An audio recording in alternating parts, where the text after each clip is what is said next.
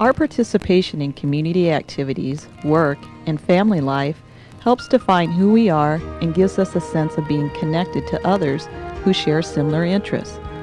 It allows us to contribute something of ourselves. When we share our personal qualities with others, we begin to develop relationships that add meaning to our lives. But what about persons with developmental disabilities? Historically, individuals with disabilities, especially those who are older, have been isolated from their community. However, over the past 3 years, several older adults with disabilities living in Bloomington, Indiana, have begun to discover a life in the community. Working on a one-to-one basis with a community builder, individuals were introduced to a variety of activities in search of valued roles where interests and talents could shine and meaningful relationships could develop. Today, Frank plays the drums, Mary enjoys dancing, Jim belongs to a euchre club, Joe trades baseball caps, Betty walks for exercise, and Ernie calls himself a carpenter. These are just a few of the interests people have discovered on their journeys to community membership. This video shares some of the struggles and rewards that have occurred along those journeys. The reason I would take drum lessons is because I like country music. I'm hooked on drums. I would like it from real drums. Let's start a band. I'm going to call it Frank Porter and the Sweethearts of Rodeo. Frank has been taking drum lessons for the past 2 years. He pays for his drum lessons by setting money aside from his paycheck. Frank and his instructor Bill get together every Wednesday. Normally we start out with some of the hand technique, double check, make sure he's holding the sticks correctly. I go through some of the basic things like what's called a buzz roll. We do some warm-ups, just single sticking back and forth, right and left. We do that on like a drum pad. It kind of gets everybody warmed up, ready to go. 2 left. 2, 1, 2, 1, 2. But a majority of our lesson is spent with a CD or tape that he brings in.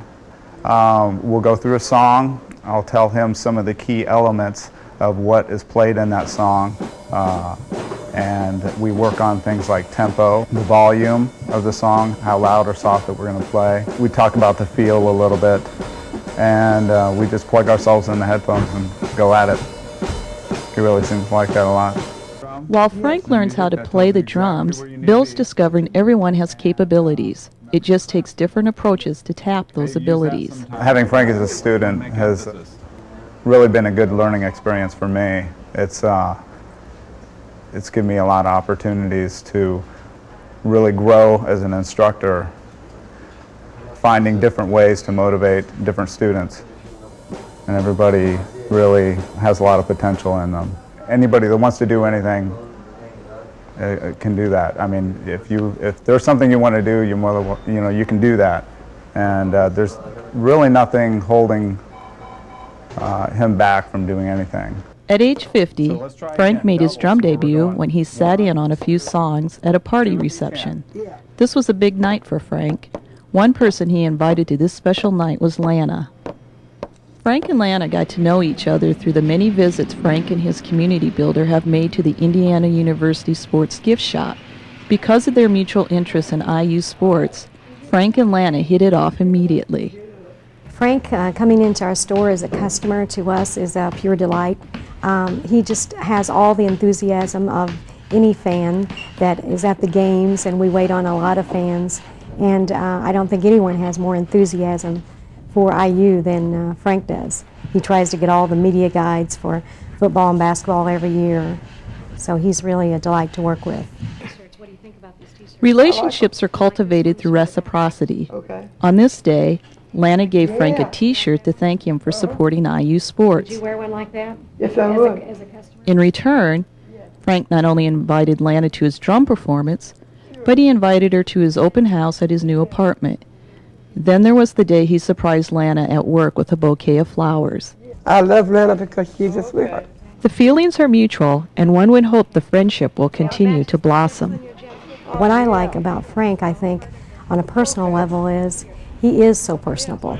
He's very easy to get to know, and he's so friendly. These are things about him that I think he has goals, he has ideas of his own, and he should have. I just enjoy that a lot about him, that he's his own person and that he does so much for himself.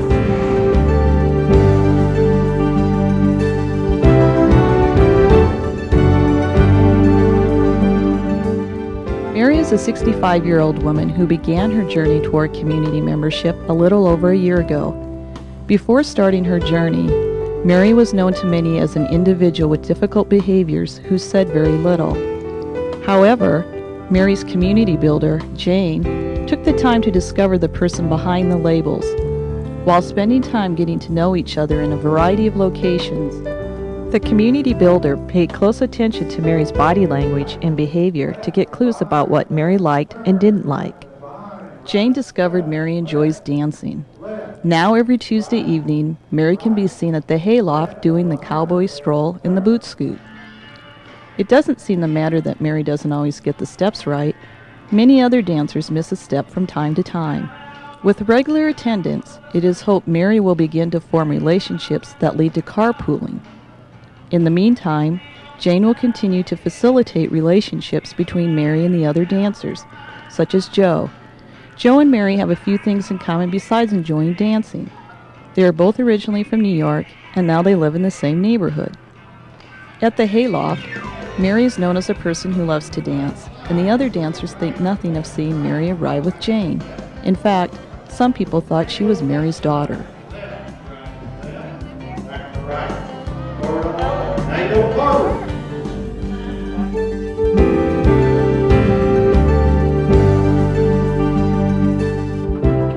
Joe's journey has been a long and bumpy road. Joe is 61 and has lived in a nursing home for many years.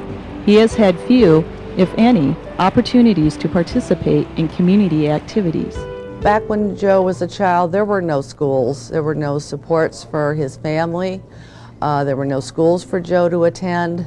So Joe led a very, very sheltered life. Over the past 3 years, Joe has had 4 community builders, and they have traveled the town in search of something Joe might like to do. Yet Joe and his 4th community builder, Maribeth, are still looking for Joe's niche in the community.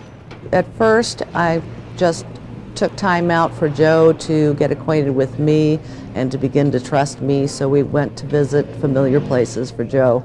We walked down to the old movie theater and look in the windows and imagine what it was like when it was open and people were going to the movies there.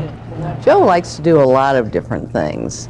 We play bingo on Monday afternoons at the Older American Center, and Joe a lot of times trades caps with one of the gentlemen there that wears baseball caps too, and Joe gets a big kick out of that. Maribeth has discovered Joe likes being on the go and keeping busy.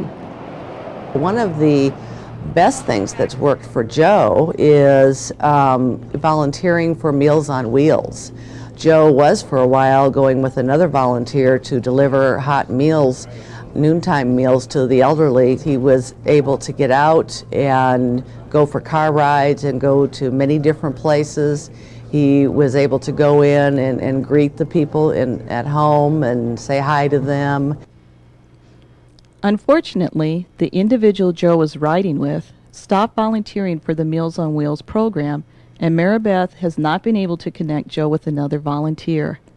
In the meantime, Maribeth will continue to pursue other community opportunities for Joe.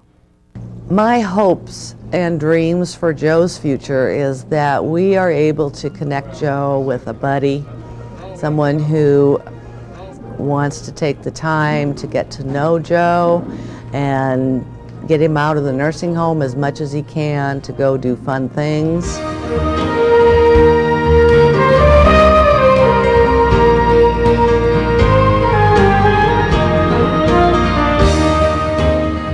Jim is known as a party guy. He loves to entertain friends. Jim has hosted a Halloween party, a pizza party, and a hot party. He loves hot food. That's true. Cast iron stomach.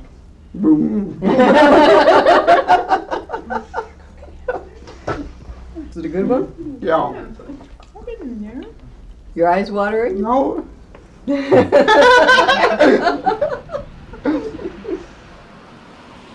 For the past 3 years, Jim has been playing euchre at the Older Americans Center on Tuesdays.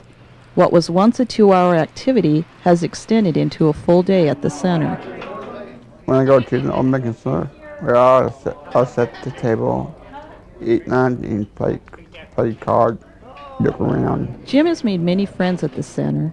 The other members appreciate Jim's sense of humor and card-playing skills. Oh, he's a good euchre player.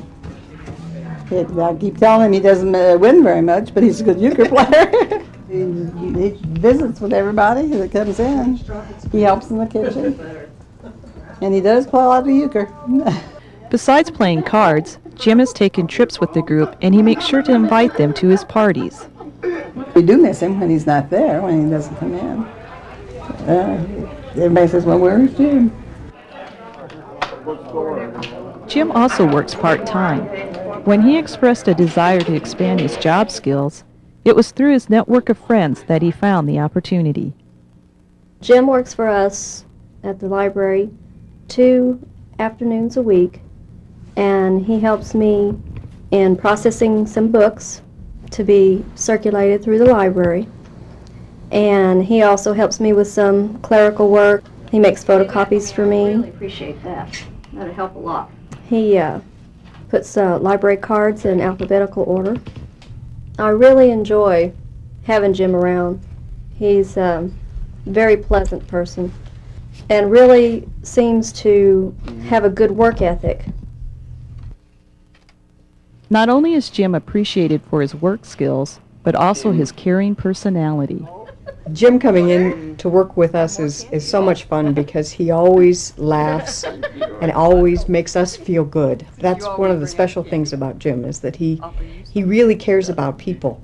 He has great people skills. And often he will notice when there's something wrong with us, or when we don't feel good, or when something's bothering us, and he'll often comment on that, saying, is there something wrong, or if we missed the day before because we were sick, are you feeling better today? He remembers those things and often asks and takes the time to ask us about that. Jim wears many hats. He is also known as a presenter and advocate. Jim enjoys sharing stories about how his life has changed since he got a life in the community. At age 57, Jim's life may seem full, but he still has many more dreams to achieve. My dreams are go bowling, own me a house, get my GE, talk to my family more open, and go down horses, try to diligently know how my money, where my money goes to, and do more prepositions and my computer work.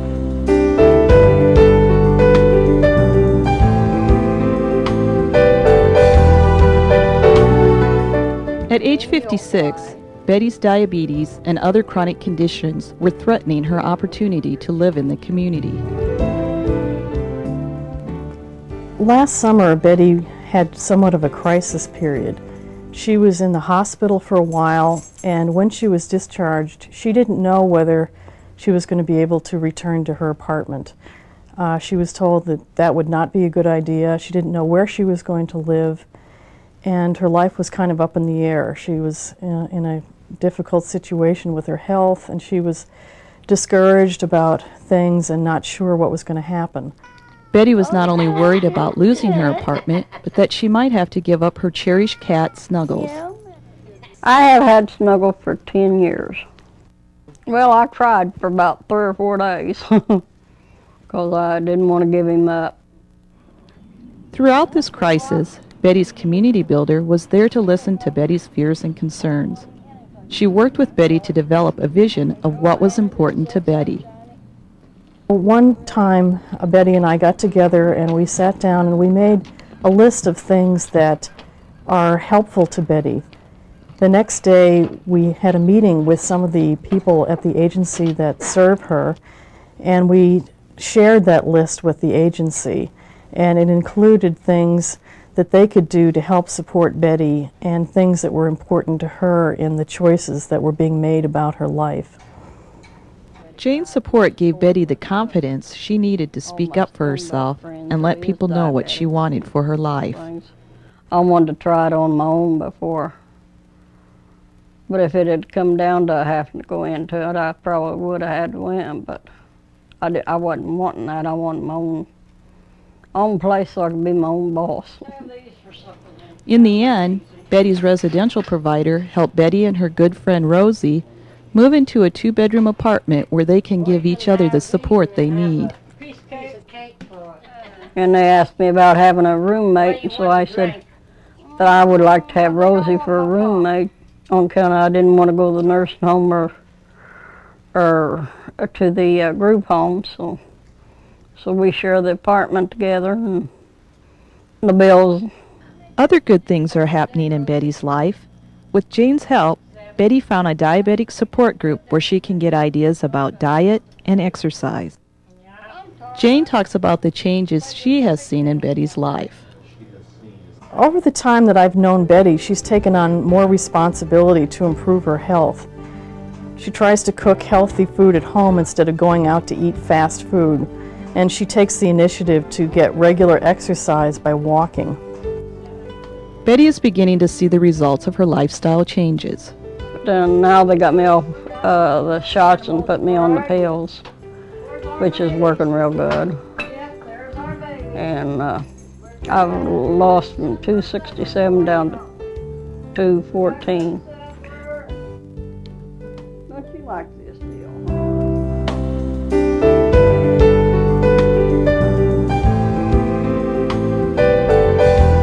It was 3 years ago that Ernie and his first community builder started going to the Older American Center wood shop. After a short period of time, it became apparent that the only way Ernie would be accepted as one of the guys was to find an older gentleman to hook up with Ernie. That was when Bill was introduced to Ernie. It became known that I was interested in woodworking, and this seemed to be a good thing for Ernie because he too liked it, and we worked well together. We knew what we needed to do before we went to the lumber yard and bought lumber together. We just seemed to work hand in glove.